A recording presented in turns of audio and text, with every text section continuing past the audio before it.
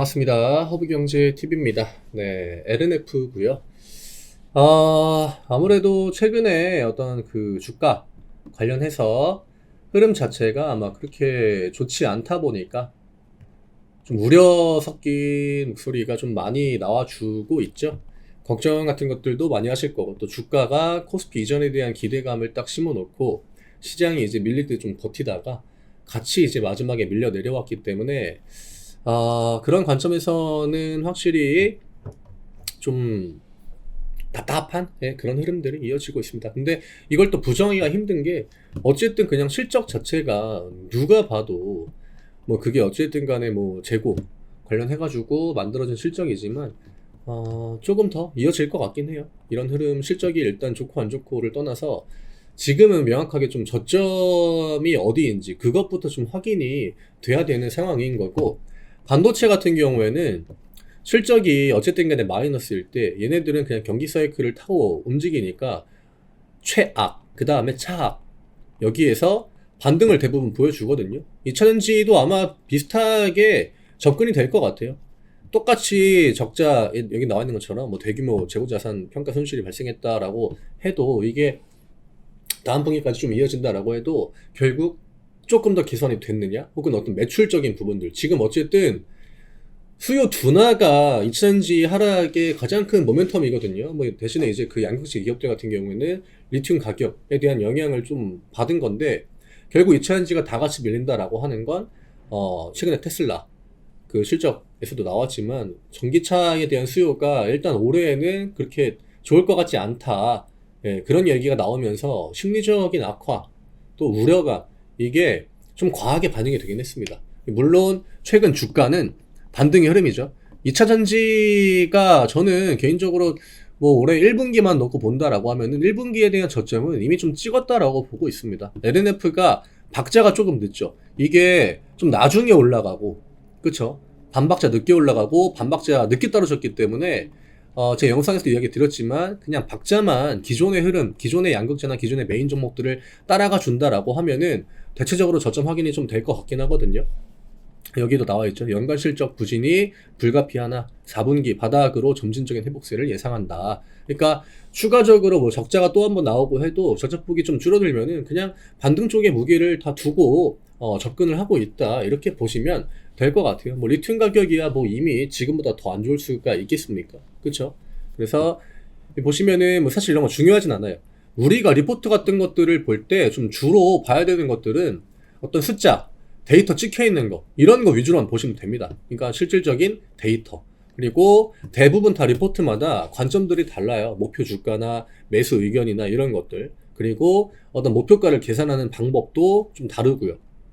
그래서 그런 것들은 개개인마다 관점의 차이가 있기 때문에 우리가 좀 중요하게 봐야 되는 건 여러 리포트들 가운데서 공통적으로 나오는 어떤 관점들, 그리고 공통적으로 나오는 어떤 이야기들, 그리고 어떤 매출이나 영업이익에 영향을 줄 만한 모멘텀, 그게 뭐 하락이든 상승이든 그 모멘텀들이 어떤 것들이 있는지, 그런 것들은 최대한 좀 중간중간 리포트 나올 때 시간 내셔가지고 보시면 당연히 도움 되겠죠. 이게 내가 만약에 LNF의 비중을 뭐 30% 40% 정도 들고 있다라고 하면은 리포트 같은 것들은 저는 챙겨봐야 된다라고 생각을 해요. 여기 보면 일단 1분기 뭐 2분기 전망들이 나와 있죠. 매출액이 뭐 그렇게 크게 차이는 없는데 결국에는 이제 지금은 워낙 잘 됐던 구간이랑 다이렉트로 비교가 되기 때문에 실적이 개선이 된다라고 해도 그 심리가, 투심이 엄청 좋아지기는 좀 힘들 것 같긴 해요. 그래서 저는 개인적으로 1분기, 2분기를 2차전지 쪽에 어떤 업황상 좀 저점 사이클을 지나는 그 시기가 되지 않을까, 이렇게 좀 보고 있고요. 매출 원가가 아무래도 좀 중요하겠지만 결국에는 영업이익이 얼마나 빠른 속도로 줄어들고, 지금 LNF한테 중요한 건 또 뭐냐면 여기에도 뭐 비슷한 이야기가 나와 있는데, 그러니까 판매처를 늘리는 거는 좀 현실적으로 그렇게 쉬울 것 같진 않아요. 왜냐면 지금 전부 다 투자를 약간씩 줄이고, 이게 일시적일지라고 하더라도 지금 당장은 투자에 대해서 약간 좀 보수적으로 기업들이 대응을 하고 있는 게 맞거든요. 올해 당장 수요가 부족할 거라고 보고 있기 때문에. 물론 그 이후 25년이나 26년을 준비하고 투자를 늘려가는 회사들도 있겠지만, 일단 그런 기업들은 좀 어떤 시가총액이나 규모상으로 볼 때 훨씬 더 큰 기업들, 보통 대기업들 라인, 메인 기업들 라인, 그런 쪽은 사실 그거에 대한 압박이 크지 않거든요.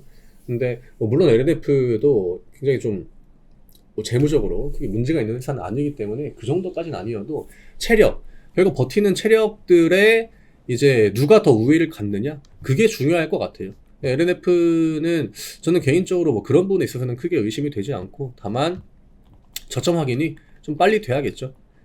이게 실적이 그 재고, 그것 때문에 지난번에 한번 빡 하고 나왔을 때도 첫 번째 포문을 연 게 어쨌든 간에 LNF였거든요. 그리고 코스피 이전에 대한, 이제는 좀 부작용이 나올 수 있는, 주가가 좀 이렇게 막힐 수 있는, 물론 이후에 패시브 자금 유입이나 이런 것들은 기대할 수 있겠죠. 근데 그 패시브 자금들도 반등이 나올 때 조금 더 효과가 있는 거지, 반등이 나오지 않을 때 뭐 패시브 자금 들어온다고 사실 주가 자체가 명확하게 막 움직임을 가져가고 그러진 않거든요. 이게 코스피 이전이 뭐 무조건적인 호재인 것 같고 하지만 지금 어차피 공매도도 안 되는 시즌이고, 그리고 2차전지에서 아무래도 메인 기업들 라인에서 좀 밀려나다 보니까 그거에 대한 또 부작용도 저는 생각을 해야 될 것 같아요. 결국 LNF 지금 기존의 어떤 고객사들에서 수주량이 막 더 늘어나진 않을 거기 때문에, 그리고 투자를 늘려가는 시즌도 아니다 라고 보고 있으니까, 결국 제가 작년 그 추석 때도 이야기 드렸던 LFP 같은 거 그냥 사업 라인을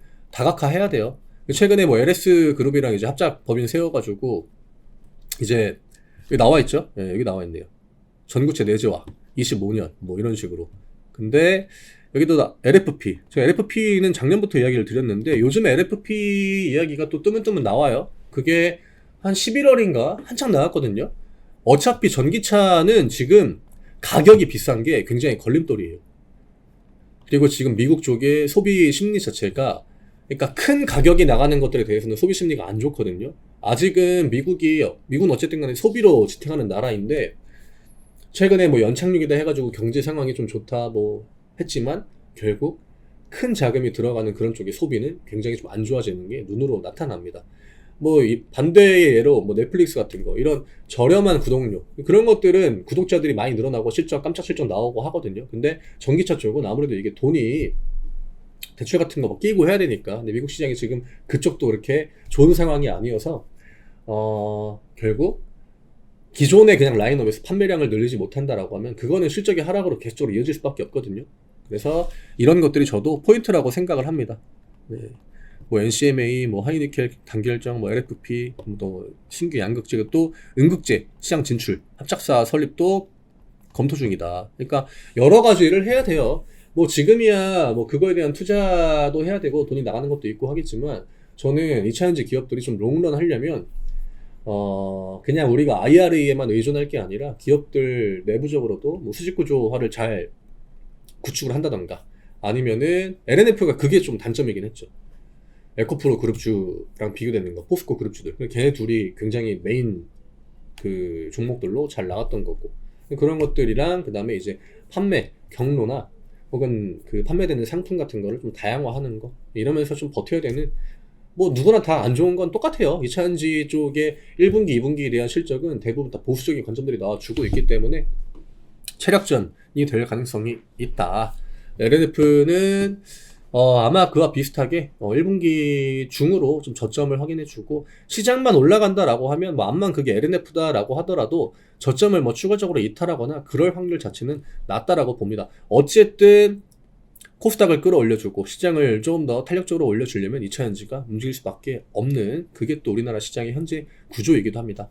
오늘 이 정도로 좀 정리해드리면 될 것 같고요. 리포트의 내용들은 대부분 다 2차전지 쪽은 이번 리포트들 다 비슷해요. 1분기냐 2분기냐, 실적 안 좋지만 저점에 대한 어떤 확인, 그게 상반기 중으로 나올 확률이 높아 보인다. 수요는 좋지 않다. 그렇지만 뭐 IRA나 FEOC나 이런 쪽에서 수혜를 받는 기업들도 있고, 또 결국 저가형 배터리 경쟁에 또 붙을 거기 때문에 그거에 대한 준비도 좀 할 필요가 있어 보인다. 이런 것들이 양극재의 메인이라고 보시면 될 것 같습니다. 혹은 SDI 같은 뭐 그런 기업들처럼 애초에 그냥 프리미엄 라인으로 독자 노선으로 가가지고 실적을 좀 지켜내고 버티는 거, 그런 것들도 나쁘진 않을 수도 있겠죠. 저희 카카오 채널 링크 영상 아래쪽에 남겨드립니다. 링크 누르시고 무료 정보 신청 LNF라고 남겨주시면 저희가 또 드리는 무료 종목들 매주 기수별로 지금 거의 100기수 가까이 진행이 됐고 4종목 정도 진행하니까 오셔서 수익 내기에는 뭐 굉장히 좋은 시장이죠. 지금은 지수턴이 워낙 좋기 때문에 매매를 쉬지 않고 해야 됩니다. 또 저 PBR주 저희가 또 수혜주 정리해가지고 종목 맵으로 드리니까 요것도 같이 또 받으셔서 투자하시는데 참고하시면 많은 도움 될 것 같습니다.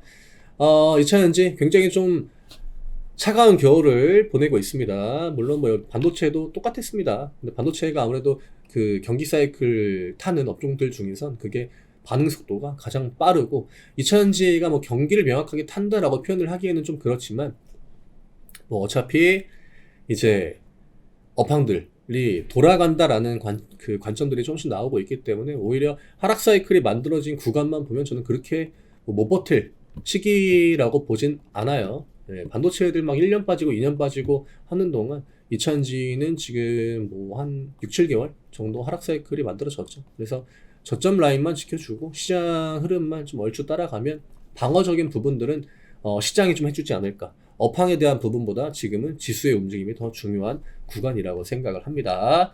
명절 연휴 잘 마무리하시고 새해 복 많이 받으시고 저는 다음 주에 또 인사드리겠습니다. 감사합니다.